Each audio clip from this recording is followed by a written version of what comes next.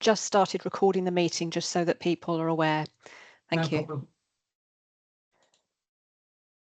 Cool. Let's move on then to agenda item 5, budget 26-27. I understand there's going to be a talk by Lisa Fillery, Director of Resources. If you wish to start. Yeah, Janet, will you be able to share the Yes, slides? I'm just getting them up now. I think that's the one. Make sure that's the one. Right, is that showing the right one? Yes, excellent. Thank you. Good. Hello everyone. For those that don't know me, I am Lisa Fillery, the Director of Resources at Slough Borough Council, responsible for the finance function and Section 151 officer, which is my statutory role as head of finance. Thanks, Janet. So the financial challenge that we face this year is that we must always set a legally balanced budget. That for local authorities is unique compared to other authorities at other areas of the public sector where they are able to work on deficits. We are not able to do that, and that is our statutory duty as an authority. We have a whole range of rising costs due to inflation and high demand for services. For us, it costs about £1.6 million a year just to stand still. So if we were just to retain all of our existing contracts as they are, with the uplifts that we have, inflationary uplifts, and the cost of staff pay awards and pension increases, that's what it just costs us to stand still. And as by way of a comparison, the council tax income that we can, the maximum that we can the maximum yield that we can get from council tax in a single year for this year was £417,000. So you can see the gap that we have between our council tax income and our cost increases. The council tax increase referendum limit is set at 3%, so anything above that would require a referendum for us to go, or £5 to be able to charge more than that. And for 25-26, which is the current financial year, of the £2,262.84 that we collect in Band D council tax, we actually get to keep £206.64 for Swale. That's just 9% of the amount that we collect. The rest of it is for the county, police and fire, and then on top of that we also collect parish precepts for those parished areas. The budget base has legacy hyperinflation costs already baked into it. So you will recall the hyperinflation that we had a couple of years ago that impacted on our costs, and that is an ongoing. Once the inflation has been applied to a year, it then stays in the budget, and then the next year's inflation goes on top of that. So decisions have to be made by councillors to raise income and to make savings to offset those rising costs.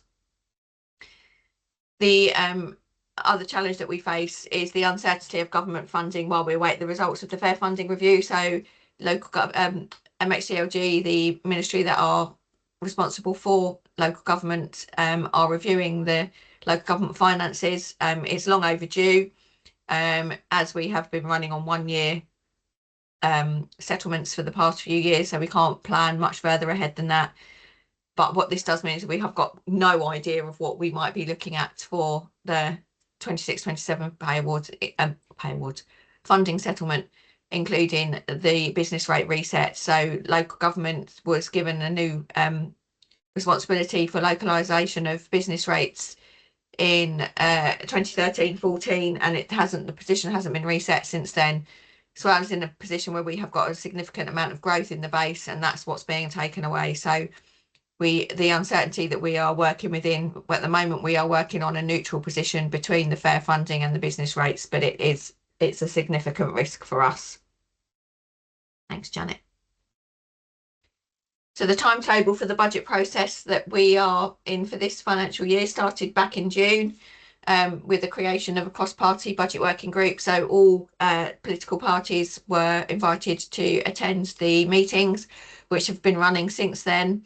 Until September, when the principles of the budget were being worked on, so the increases to fees and charges, the pay award assumptions, and then and assessing any of the known changes that we had during that period to the budget.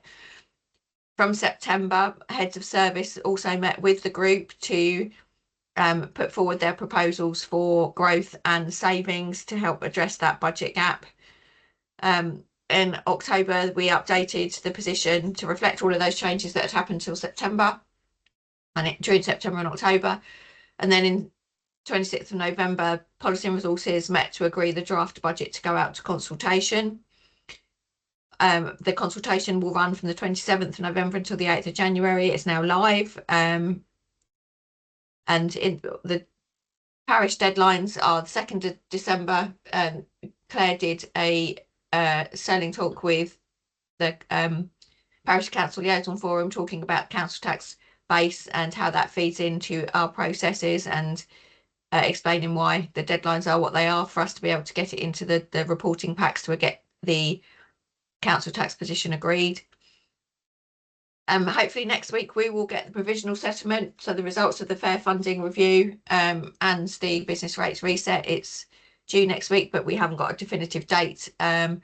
In previous years, settlement has actually just been received the week before Christmas, so fingers crossed we get it next week, and then we can unpick what that means for us. Between the 9th of January and the 23rd, we will be reviewing the consultation feedback. We've had more responses already than we've ever had before, so there's a lot to work through there. The 16th of January is the Parish Council deadline for the precept submission, so that means that so that we can get that into the reporting for Policy and Resources in February.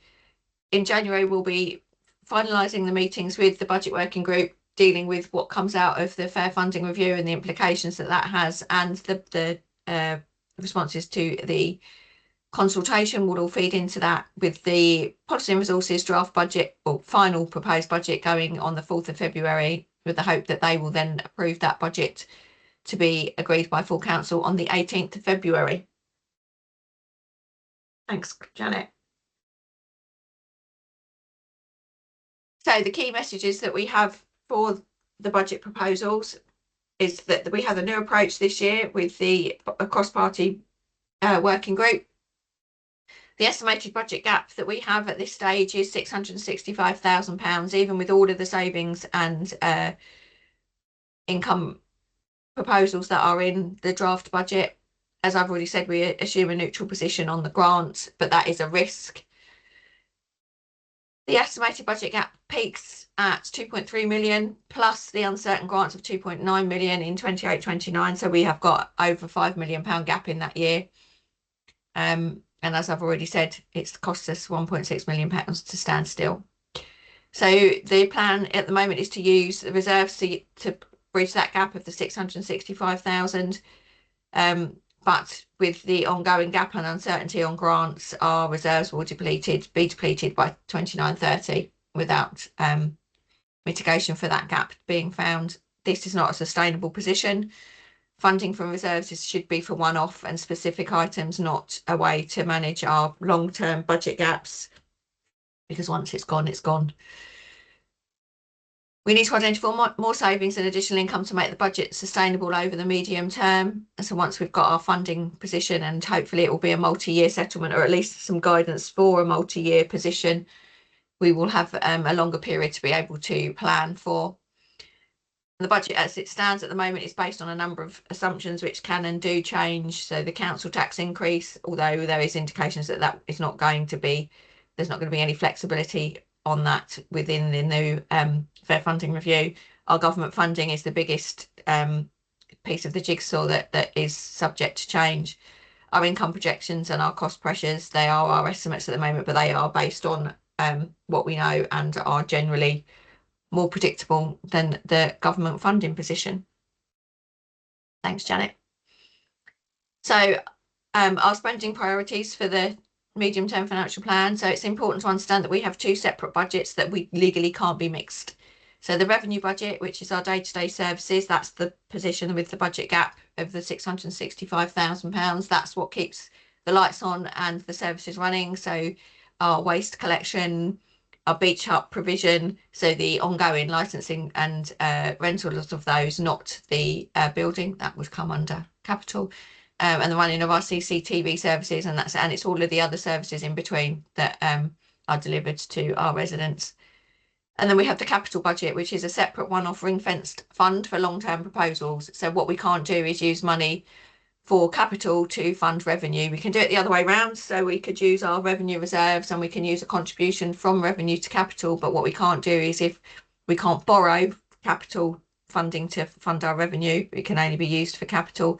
But the cost of that borrowing forms part of the ongoing revenue budget. So they are linked. But if we were to sell an asset, for example, we can't automatically use that to fund our revenue position. It has to be used on capital, unless we have special permission from the government to use it for transformation. So the budget papers that were published at the end of November, it seems like forever ago, and it was literally 2 weeks ago, this table is the summary position. So our net cost of services is about £27 million for next year, plus our drainage board levy that we pay. So we are obliged to pay the levy to the drainage board, and anything that is increasing above our ability to increase council tax means that has to be found within our other budget assumptions. So I've extracted the government grants to show that as uncertain for the 2.8 million. That's the grants that are showing in the current year that we have. For example, for the extended producer responsibility, new homes bonus, and I've been telling members for about the past 10 years, both here and in my previous role, that we are not getting new homes bonus next year, and here we are. Apparently this really is the last year of new homes bonus, as it gets absorbed into the results of the fair funding review. So our net position for our council tax assumption is £10.8 million, with the tax base set at 51,023 properties and a proposed council tax level of £212.76, which is an increase of £6.12 a year. Thanks, Janet. So this revenue budget position shows where we are with our 27 million, but how it starts from, but broken down by the services, general headings, and then the growth, savings and income changes that form part of the movement from where we are now in 25-26 to where we will be in 26-27. Thanks, Janet. So to balance the budget, to close that £665,000 gap, we must find savings or generate new income. So the difficult trade-offs need to be made in order to make sure that we do produce the balanced budget position. So, and that income to fund services such as our parks and our streets cleaning, the plans within the budget are to increase our share of council tax by 2.96%. The reason we don't go up to the whole 3% is because the increase does need to be divisible by 9 to make the council tax bands work. So that's why it's the 2.96%, which, as I've already said, is the £6.12 per year, which is less than 12p a week. And as I have already said, we don't keep all of what we do collect. That the £212 is all ours, but 9p of the actual amount that we collect for you, for everyone else, is what we get to keep. Proposed changes to the fees and charges, including the 10p increase in hourly parking and removal of the current 30-minute parking charge. And to help balance these changes, the proposal is a new flat rate evening fee of £2.50 for reasonable visitors, and reductions in all-day parking charges is also proposed. There's also a review of our external grants to save £20,000 and review of our internal services to save £160,000. So it includes the services that we provide at the Faversham office, our customer service provision, and providing some of the services that we currently outsource. We're going to bring those back in-house, and they may take a little bit longer, but they will cost us less to deliver. So that's where the proposals of some of the savings are from. Thanks, Janet. This is the proposed capital budget for the year. So most of our capital proposals have either been previously agreed, as in the local affordable housing project. Please excuse my typo in that one. So that was agreed way back in 2020. Not 1920, 2020, 2019-20. and it has yet to be delivered. So that's just a slippage of the position brought forward from previous years. So that one is not to be agreed in this budget, but it is part of what forms the budget for next year. And most of the other proposals that we have got are grant funding or reserve funding. So there's very little new cost to the budget in this proposal, other than the leisure centre, which is to address some of the works that need to be done in the leisure centres that we've got. So that's already been through committee but is now in the budget proposals for next year. Thank you, Janet. So the high level budget position, we've got a gap of £665,000. I hope you've all got that. I've said that practically on every slide. So the budget pressures that we have are almost entirely as a result of inflation and utility costs, increase in demand for services with cost of service provision increasing. We have to offset that. We've increased the fee income across a number of services, both by the fees and some activity increases where we have got better activity than we had in previous years. Operational efficiencies being made by all teams. That's an ongoing process, and as posts change and how we review of how we do things to try and make sure that we are as efficient as we can be. We are using the business rates growth pool, which will actually be disbanded next year as a result of the business rate reset. The pool as it stands will not be viable, and so it's going to be paused for next year until we can assess the impact of the business rates reset, and as when we first joined the pool as it stands, we're going to see how it goes for a year before we reconvene. Continued one-year settlements, the uncertainty about grant funding, that's been the position for the past few years, which, as I've already said, makes it quite difficult to forward plan. Hopefully this is the last year of that position as we get some multi-year settlement information. The budget gap, as I have already said, does peak at 2.3 million in 28-29, rising to the 5.1 million if all of the grants are lost. Thanks, Janet. So the budget consultation was approved by Policy and Resources on the 26th of November. It will run until the 9th of January, and the link to fill it in, should you so wish, is swale.gov.uk/budget-consultation. Are there any questions?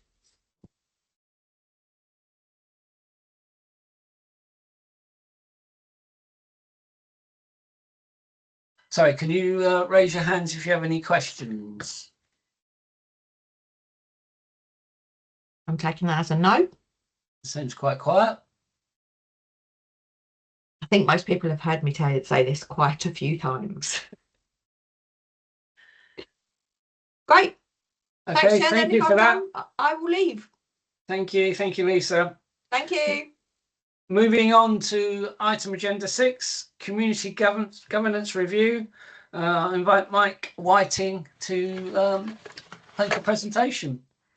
Yes, thank you, Chair. Appreciate that. And good evening, everyone. I feel I'm going to be teaching a lot of people to suck eggs here, because I think we've been through this a number of times, but I think it's quite important also, as part of our desire to reach as many people as possible, is to ensure that those with their own networks are as well briefed as they possibly can be, to sort of kind of spread the word in advance of the consultation, which is starting soon. I'm being ably assisted here today by Louise, who's done an enormous amount of work on this with Steph. So I'd like to pay tribute to both of those for the work they've done in getting us this far, and there's been an enormous amount of work behind the scenes. And thanks also to Janet, who I understand is driving the presentation tonight. So thanks for that, Janet. If we can start with the next slide, Janet, please. Then what I'll do, guys, if it's okay, I'll run through it quickly, and then perhaps we can just take questions at the end, and we can get it all. If there is anything that's absolutely burning as we go through, then please put your hand up. Otherwise, if we can do questions at the end, I think it will be better. So this really explains what a community governance review is. In some areas of the borough, we know we have 3 tiers of government, which is the county government, KCC, Slough Borough Council, of course, and we have town and parish councils in 33 of the 37, I think, or 34 of the 37 parishes around the borough. So we've got some areas that are currently unparished, and we'll come to those later. So what we can do, what the community governance review is, gives us, as it says on the screen, the opportunity to look at all of the governance that we have at that parish and town council level, and decide whether we want to make changes to those arrangements in any way, so that we can better reflect communities. And we all know, because of new development, particularly with large housing estates being often developed across parish boundaries, sometimes having people feel belonging to a place it becomes quite difficult. Great Easthall is an example where sort of a third of it belongs to Tong Parish and 2/3 are unparished within the Merston ward. And they've got separate MPs, they've got different ward councillors, and in the case of Tong, they've got their own parish council too. So getting a sense of belonging to Great Easthall is already kind of split in two directions, and this kind of review gives us the opportunity to look at some of those things where they are of concern to the public and to existing town and parish councils. Then we can decide as the principal authority, which is Swale, whether we want to change any of those arrangements moving forward. Next slide, please. So, as I said, in this case, we are the principal authority, and we're initiating this process. It can be initiated by residents, by petition, but in this case, we have decided as part of our sort of corporate plan that we would like to do this and do it in advance also of the changes coming down the tracks from government to likely abolish the existing councils in Kent and Medway and replace them with one or more unitary authorities. So I think it's important that this local level, this hyper local level of governance is strengthened where we can, and that's why I was really pleased that the council has decided to initiate the process and move forward. And they're the kind of things I mentioned that we can do. We can create new town or parish councils, we can merge and abolish existing ones, alter them, we can change their names, we can change the ward boundaries. And also it's important to note that from the consultations we do, that we respond to any other requests that come through from not just town and parish councils, but also from residents who may think of things that we haven't thought of and have support for the changes that they're proposing. Next slide, please. So here are the reasons. I hope I don't have to explain to many in the room why they are important, but I do believe that they give this very local view about living in an area. They can give residents that sense of belonging, and particularly new residents. For example, I always use the example of Iwade, where the population has more than quadrupled, but the new estates have been absorbed into the parish. And with the parish council working hard to make those new residents feel at home and part of the community, it's created, I believe, a very coherent community in Iwade, and despite the massive growth that they've had, and I think that is very much down to the power and the skill and the hard work of the parish councillors over the years in that area. So, and they do have particular rights also. They have the right to be consulted on planning applications in their area, and also to comment on planning applications that in our areas that are adjoining their own parish. And of course they can spend money by raising it through the precept and then deciding what local priorities are that perhaps the borough council or the county council don't see as priorities, but they have the power to raise funds to be able to do the things that local people want over and above the other authorities. Next slide, please, Janet.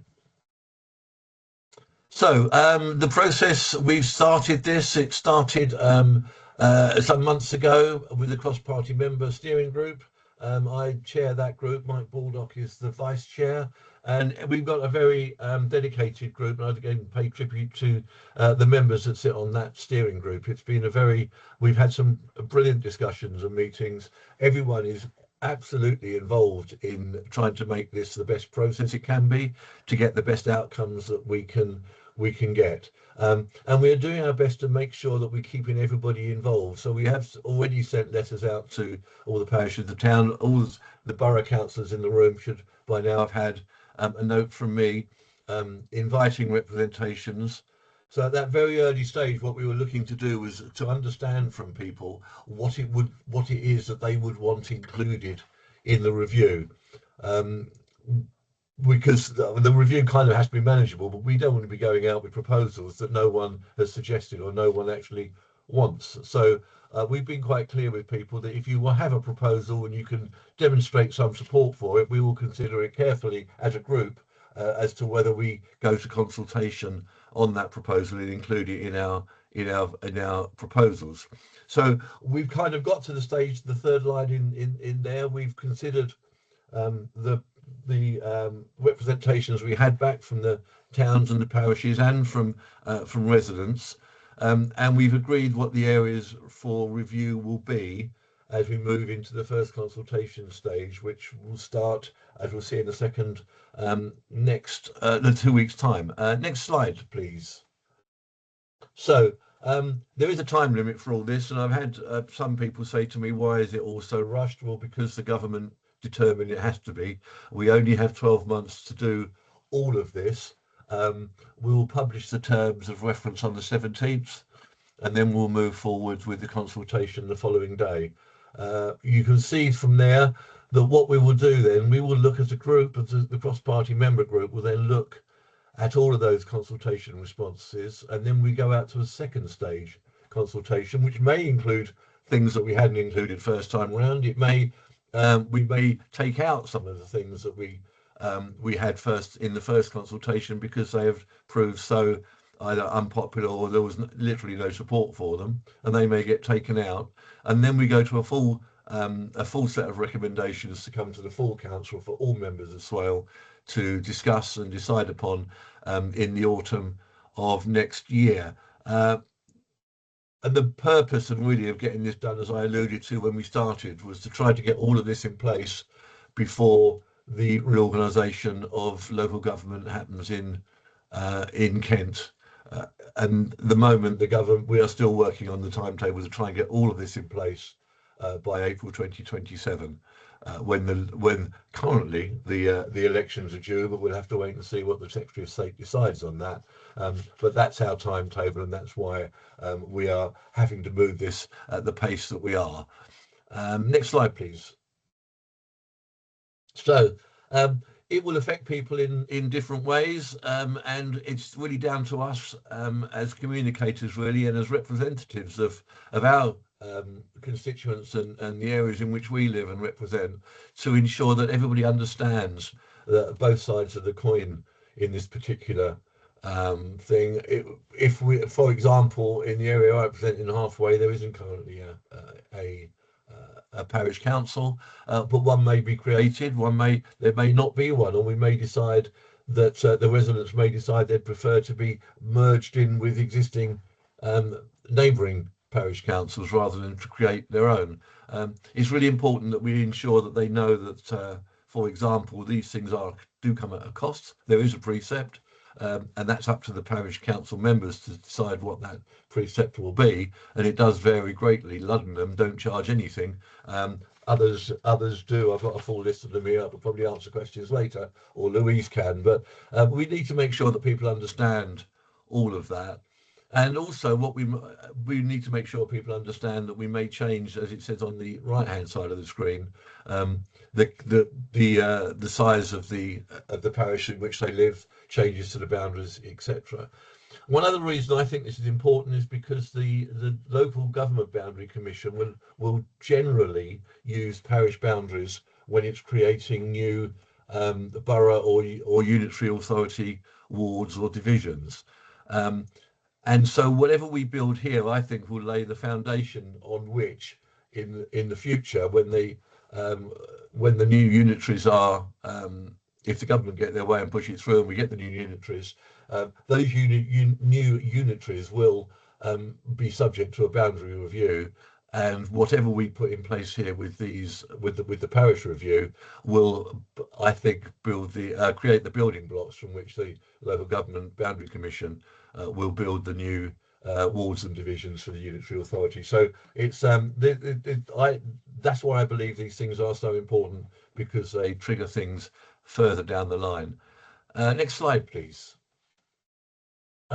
So we've published the terms of reference. They're all out there. They've been considered now by P&R. They're going, just correct me, they've already gone to full council. So we'll be getting those out to the people when we put our first stage consultation out on the 18th of December. It's not ideal that it should run just before Christmas, but it is running for a period right through January and the first week of February as well. But as I say, we have a tight timetable to try to squeeze all of this into within 12 months. And then we'll bring the draft recommendations to full council in the early spring. From there will be a second stage consultation taking us through the late spring and early summer. And then from there, we will come back with a full set of recommendations, as I say, for the final vote at full council in September. So that's kind of where we are. I think that's the last slide, Janet. Thank you very much. So that's a very quick canter through where we are. And we've got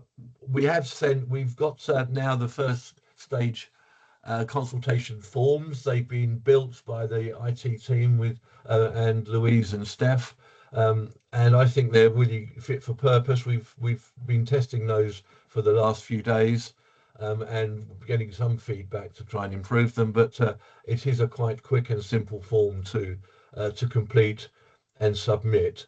And it's localized to the area in which you live, because we appreciate that the goings on and the machinations in Faversham may not be of interest to those in Sittingbourne or Sheppier, and vice versa. So I will, Chairman, if that's okay with you, happy to take any That's questions, fine, and perhaps ask Louise to step in if I don't know the answer. So let's have a quick look. Okay, well, I was going to say, so anybody wants to raise their hands to ask questions? No? Ashley, do you want to ask your question? Yeah, thanks very much, Mark, and thank you for stepping in at short notice to take over the first part of chairing this meeting. Much appreciated. Really, it was a point to reinforce something that Councillor Whiting said in that presentation there, because what we've had really good cross-party input around is to make sure that this is very much a resident-led review, and it's all about where people feel their communities are and how they identify with them. And so I think it's just a really important point, especially for Sittingbourne residents in the unparished areas, to think about it in terms of where they really do feel that sense of community, and not just based on these are your borough ward boundaries, because they are a figment of our imagination. We use them to elect us, but some of those contain communities that may feel an attachment to another part of another ward.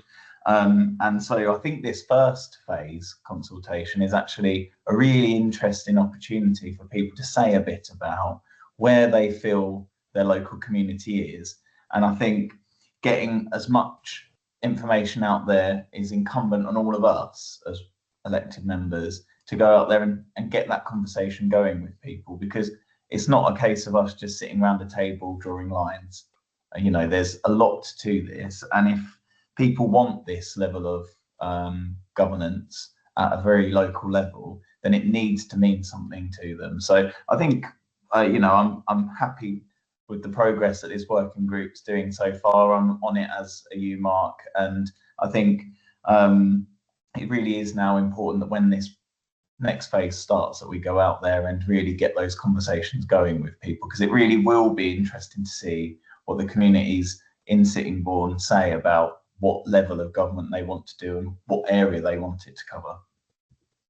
Absolutely. So thanks for Ashley. I think, and thanks again to you and Mark and the others for the work you're doing. I think that bit about belonging and where people feel they belong, I think particularly in the Sittingbourne one, as you say, the question when you come to that and choosing those areas that you feel most aligned with, I think is going to be an eye opener for us as a committee when the results for that come back, because we know areas of Grove Park, some feel that they feel more aligned with the Meads, for example, or Sittingbourne, some Borden, some Bobbing. It's quite a complex thing, and you can't understand how people feel until you ask them. So I think that you're right. I think particularly in the Sittingbourne, we should get some interesting answers back for that particular point you raised. Thank you for that. Derek, have you got your question? Yes, thank you. Mike, I'd like to say well done on what you've done in your team. I've mentioned this to some of my residents in Kemsley. Some are very interested.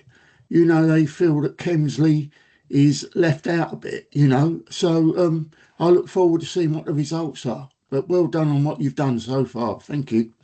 So thanks, Derek. And can I just say quickly that there is an opportunity in the questionnaire for Sittingbourne for them to say that they feel most aligned to Kemsley. And there's an empty, and we purposefully left an empty sort of a free text box for them to say anything else they like. So if people do come forward in numbers and say it's not in the plan yet, but we really would like a Kemsley Parish Council, and we think it should, this road, that road, and explain where the boundaries would be. I think if people come back in huge numbers, then we would have to seriously then look at perhaps see where we go with that in the second consultation.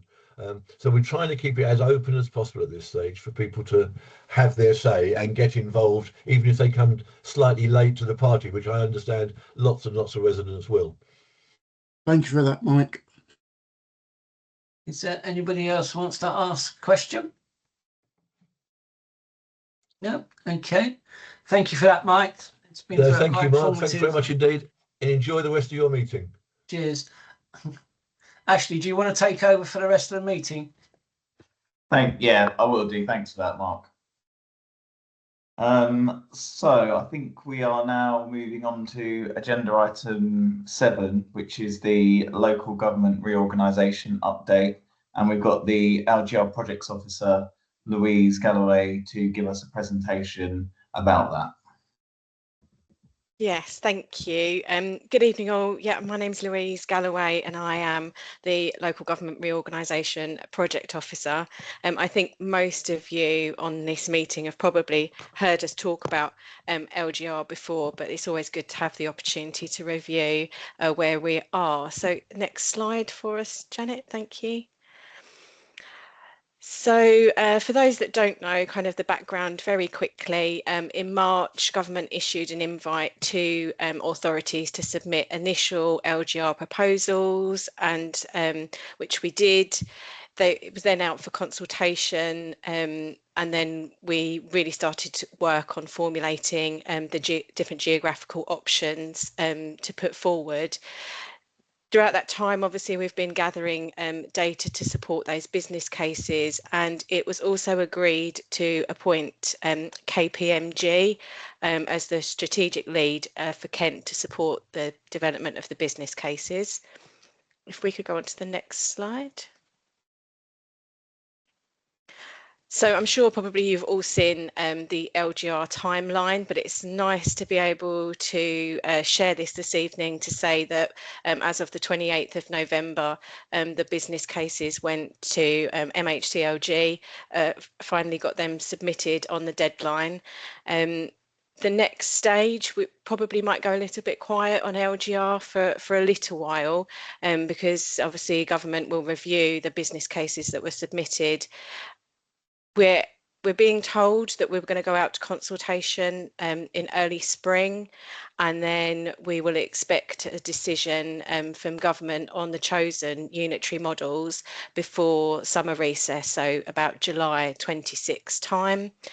And then from there, Still, the aim is to go out for shadow elections on May 2027, with the vesting day of the 1st of April 2028. Next slide. So as I said, KPMG were appointed as the strategic partner and worked with Kent and Medway authorities to develop the business cases. And on the 3rd of September, leaders met to appraise the different options. At that meeting, it was agreed that options 3A and 4B would be taken forward to full development. KCC then agreed that they wanted to take forward business case geographical option 1A. Medway agreed to take forward 4D, and Gravesham and Dartford agreed to take forward 5A separately. And then during sort of September and October, those business cases were developed, and they are available to view online at that website as well.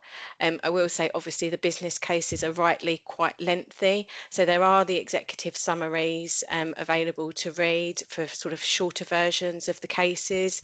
And on each of the business cases, the font in blue is repeated across all. So once you've read it once, please don't worry about reading it again. Next slide. So here we have the maps of the different unitary options that were taken forward and submitted. So for 1A, we've got KCC's option of one single unitary with 3 separate area assemblies. And then we've got option 3A, which sees Swale with Medway, Gravesham and Dartford. Option 4B, which sees Swale with Ashford and Folkestone and Hythe. And then options 4D and 5A see Swale split with new boundaries established. So 4D sees Swale split in 3, so part of Swale with Canterbury, part with Ashford and Maidstone, and then part with Medway, Gravesham and Dartford as well. And then 5A sees Swale split from about sort of Faversham side to be with Canterbury and Thanet, and then part of Medway to join Swale. So those ones are a bit more complicated there with the boundary changes. Next slide. So on the 19th of November, members agreed to support business case 4B, which shows Swale with Ashford and Folkestone and Hythe. And over the next couple of slides, I'll just run through kind of summaries of what the business case included for that option. So it states that option 4B offers a balanced and locally responsive model for the future of local government in Kent. It's large enough to deliver efficient, high quality public services at scale, but small enough to preserve local identity, reflect historic and cultural geographies, and maintain those close connections with the communities that we serve. It aligns with the government guidelines by ensuring no single authority is disproportionately large, and accommodates planned and projected population growth across the region. It ensures fair distribution of key economic indicators and supports councillor to electorate ratios within the accepted ranges.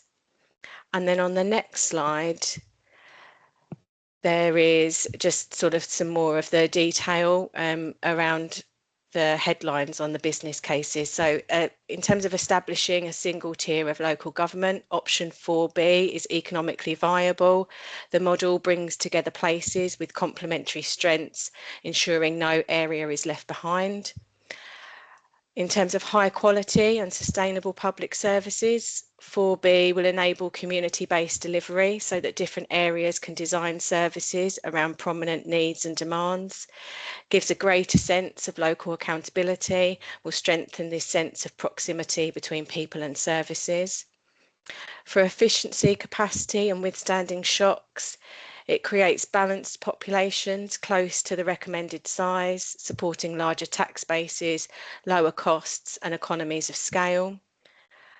For working together to understand and meet local needs, It states that each new council reflects and respects the distinct local identities across the area, ensuring that each unitary authority is rooted in coherent and recognisable communities. For stronger community engagement and neighbourhood empowerment, option 4B creates a more efficient democratic model, reducing duplications. And the model supports place-sensitive governance, balancing local responsiveness with regional coordination. And in terms of supporting devolution arrangements, 4B meets the government criteria by creating balanced and sufficiently large enough authorities, supports effective devolution by enabling strong collaboration with a mayoral strategic authority, and promotes equitable, efficient local governance. So that's sort of a summary there of business case 4B. Before we actually submitted any business cases, we ran a couple of workshops with key partners and the VCSE, which took place in late September. And as most of you would know, we also ran a members workshop that took place in mid-October. So just to quickly run through kind of feedback from the VCSE workshop, partners there really stated quite clearly that it was really important in this process that we understand lived experience and get residents involved. The new authority must have a clear strategy from the beginning. There was opportunities around sort of doing with and not doing to for residents. They really did see it as a potential for a reset and sort of pose the question that could a larger area give a stronger voice. In terms of problems being fixed, they was really clear that obviously it is an opportunity. There are potential for knowledge sharing, resource sharing, that reduced duplication of services, having everybody around the table, especially when you're looking at kind of prevention and the holistic support that can be offered for residents. And then problems created. There was concern around residents' needs getting lost, that loss of identity and local knowledge, and concern that funding wouldn't be equitable across Kent. And then from the members' workshop, feedback included concerns around councillor numbers in models and democratic accountability, recognition that LGR will reduce impact on duplication and accountability. Again, the opportunity to deliver services differently and the opportunity to address issues that affect our place without the complication of two tiers, and improved communication with partners. Next slide. So that's where we are now. So we submitted the business case on the 28th of November, and again they are available to read online on the Kent Leaders website there. As I say, public consultation is hoping to go out in spring, and that will be widely circulated, and then government decision on unitaries is expected before summer recess, so July 26. So that was whistle-stop tour of where we are with LGR at the moment. Does anybody have any questions? Thanks for that, Louise. Does anybody wish to indicate to ask anything at all about that? I know for councillors, we've been through this in quite a lot of detail, but for anybody visiting, if there's any questions, then obviously feel free to indicate. No? Okay, thanks for that, Louise. Really appreciate that. Thank you. Okay. Moving on to agenda item 8, which is the public forum. Nobody's indicated in advance that they wish to ask a question, but I know there are some members of the public here. So is there anybody who wishes to ask a question under this item for the public forum?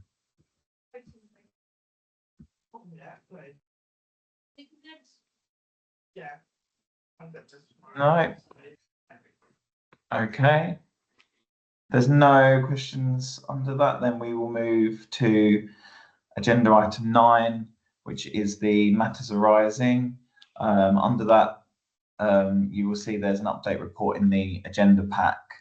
Does anybody have any questions or comments about anything within agenda item 9 on the matters arising? No? Okay, then we will just head over to agenda item 10, which is the Swale Bus Forum minutes, which are for noting. We do have Councillor Karen Watson on the call. Karen, is there anything that you wish to add in addition to what's been supplied? Thank you, Ashley. No, we have got another meeting in January. Off the top of my head, I can't remember because I've slept since that meeting. I did write it down and I can't see it. But yeah, we've got another meeting which myself, oh, here we go, 19th of January.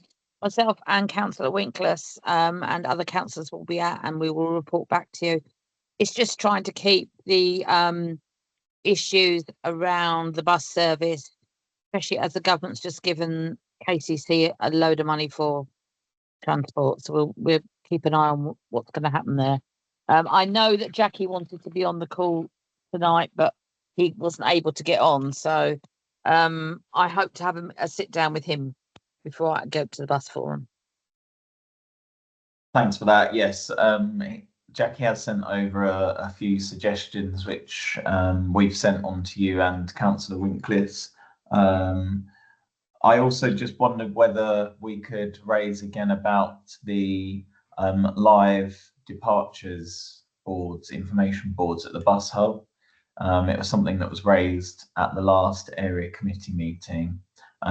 We understood from Chalkwell that there should be funding for that, and it's for KCC to sort of get things moving there, that there was some sort of delay. I don't know whether that's in procuring what they need, but maybe that could be something that's raised at the January meeting as well. Yes, certainly I'll do that. That was one of the things I'd written down to interrogate them about. So that's great, thank you. Are there any other points that members or anyone visiting wish to raise now about the bus forum? Anything that they'd like to be taken forward? Obviously, you can email either myself or Councillor Watson, Councillor Winkless at any point ahead of that meeting if there is stuff that you would like them to take forward. Okay, agenda item 11, local issues to be raised. Do members have any issues that you'd like to raise on behalf of your local residents?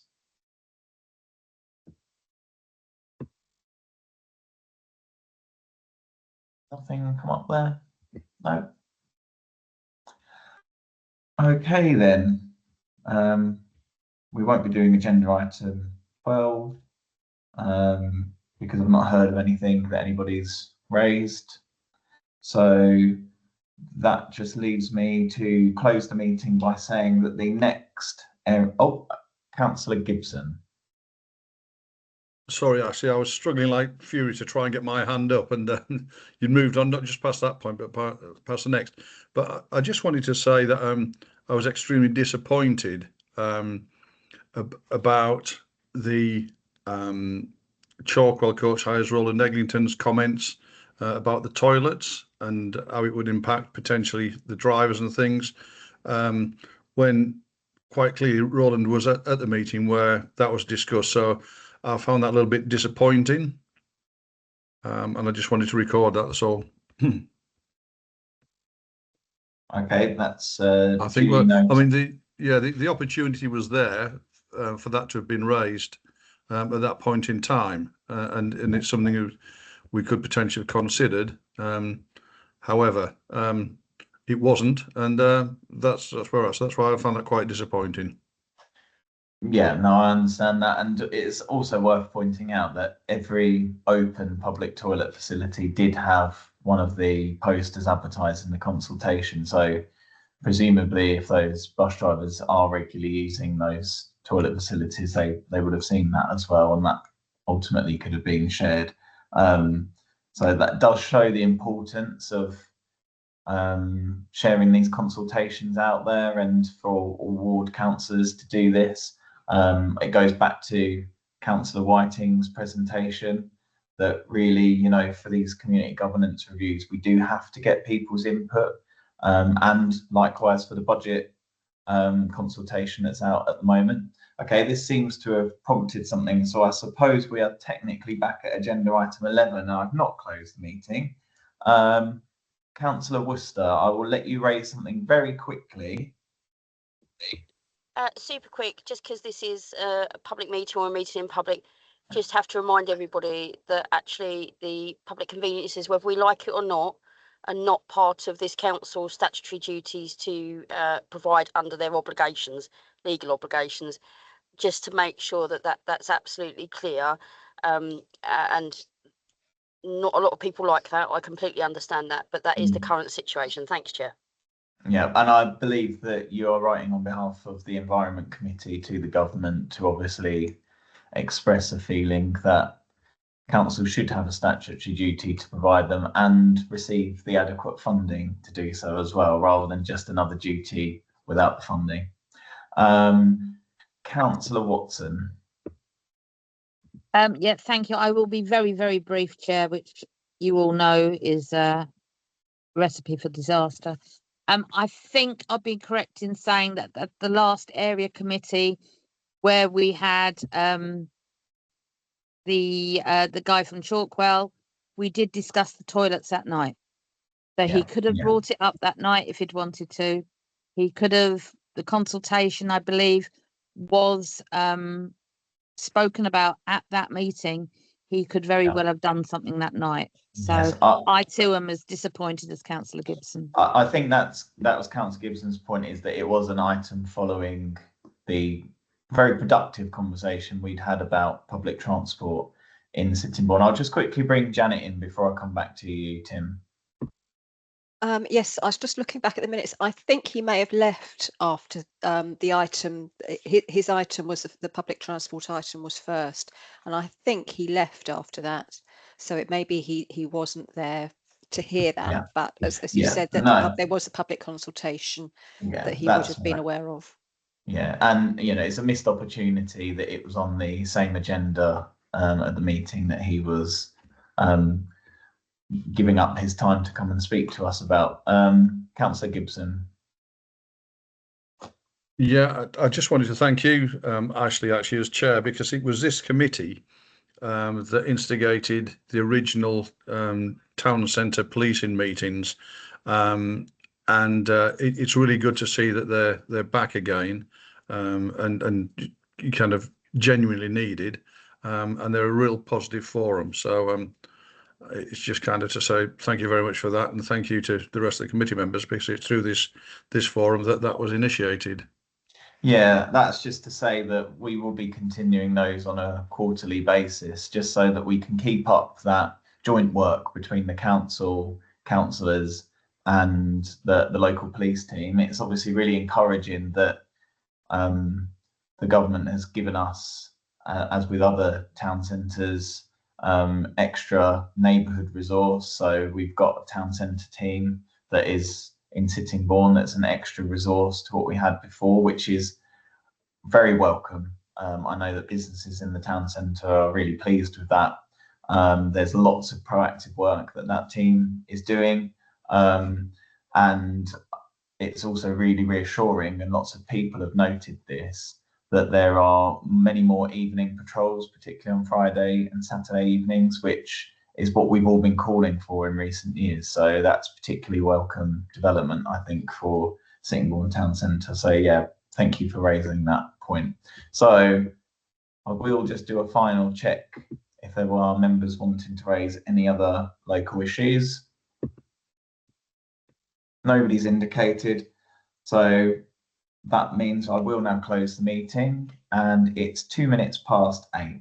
Thank you very much for everybody attending this. Thank you, Ashley. Good night. Thank you, Thank you, Ashley. Ashley. Cheers. Bye. Thank you. Bye.